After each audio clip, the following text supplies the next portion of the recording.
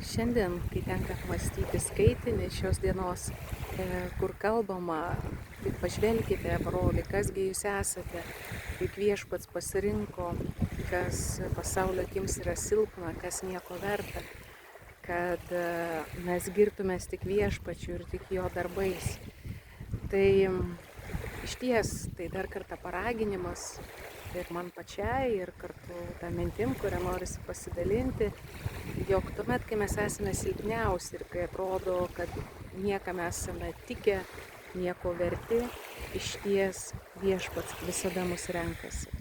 Viešpats yra tas ištikimas, kuris mus pasirenka ir tardamas žodžius, kad tu esi man brangus, tu esi mano kūrinys.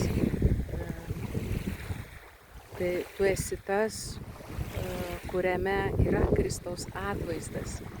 Ir ką tai reiškia mums? Tai reiškia, kad mes girtumės viešpaties darbais. O ką reiškia toliau? Ir link ko einama toliau? Kad šią patirtį, nors mes ir nešiojame moliniuose induose, mes išties esame kviečiami, o per tai ir įgalinami, mes pastebėti pačius silpniausius, pačius varganiausius ir iki jų pasilenkti. Kada tai galim padaryti? Kada niekuomet nepamirštame šios patirties, kai buvom nieko verti, kai buvom labiausiai nuodėmingi, viešpats buvo tas, kuris mus pasirinko, kuris mums atleido ir įgalino eiti toliau. Būkite palaiminti.